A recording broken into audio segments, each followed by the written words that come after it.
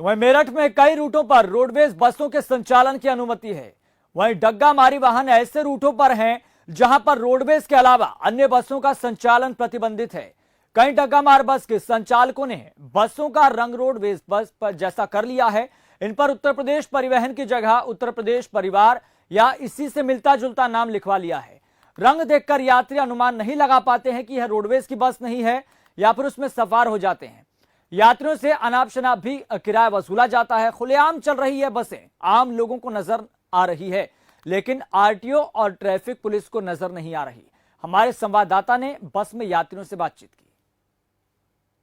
आज हम आपको दिखाएंगे रोडवेज के नटवर लाल।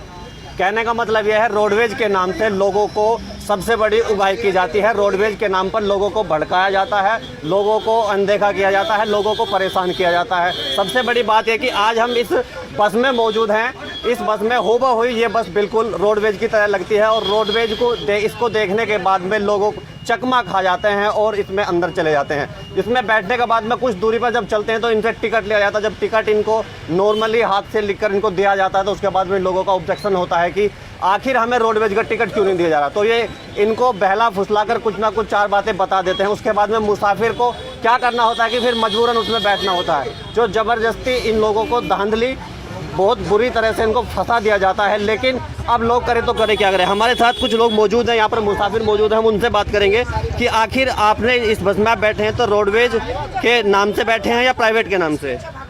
मैं साहब ये रोडवेज समझ के बैठा था कि रोडवेज है, क्योंकि देखने में बिल्कुल रोडवेज जैसी लग रही है और इसको आगे से भी बिल्कुल ऐसा कर रखा है जैसे ये यूपी रोडवेज की बस है। मैं यही समझ के इसको बैठा हूँ मैं इसमें। तो जब इन्होंने आपने इनसे टिकट मांगा तो उसके बाद में इन्होंने आपको कौन सा टिकट दिया?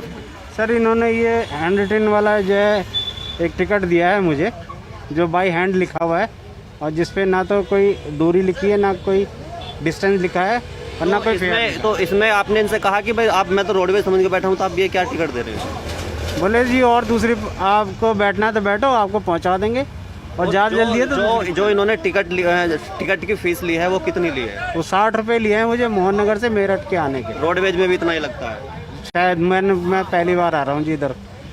रोडवेज में भी टिकट इतना ही लगता है और इन लोगों से जो टिकट लिया जा रहा है वो रोडवेज के नाम से इन पर वसूली की जा रही है। वहीं लोग परेशान हैं। अब ये बस आए दिन बीच में खड़ी हो जाती हैं, ख़राब हो जाती हैं, लेकिन लोगों को क्या करें। अब सबसे बड़ी बात ये कि ये जो रोडवेज, ये जो नकली डग्गा मार जो बसें चल रही हैं, ये जो चल रही है ये अधिकारियों की सह पर ही चल रही हैं। आखिर इनका चालान तो काट दिया जाता है, लेकिन चालान भरने के लिए पूरा 1 महीना दिया जाता है।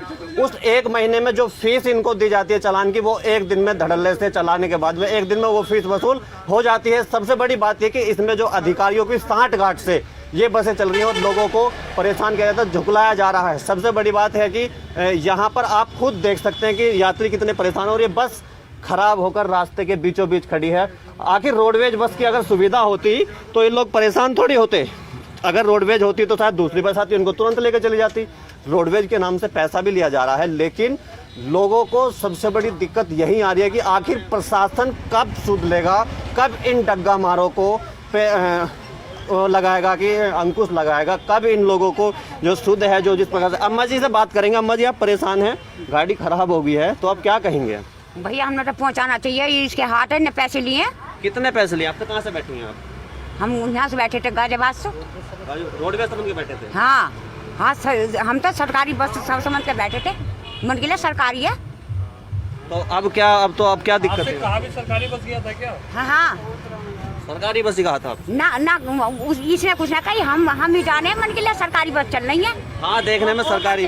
अम्मा जी का भी कहना यही है, देखने में बस सरकारी लगती हैं, लेकिन सबसे बड़ी बात यह है कि सरकारी के नाम पर लोगों से वसूली की जा रही है, लोगों को बहला फुसलाया जाता है। अपने सहयोगी गौरव पांडे के साथ धर्मेंद्र कुमार, खबर फास्ट, मेरठ।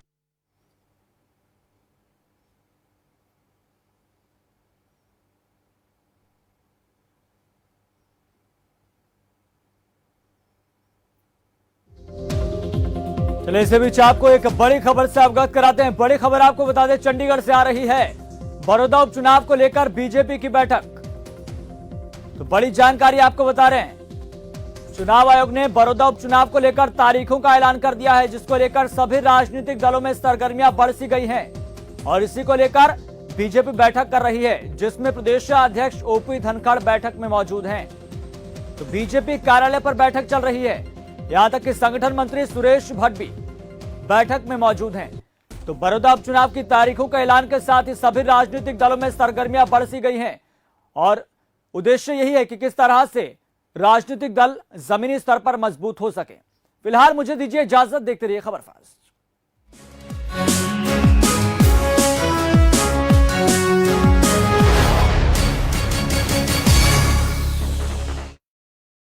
टिड्डी दल का प्रहार न ओलों की मार, सुरक्षित रहेगी फसल और होगी इनकम डबल।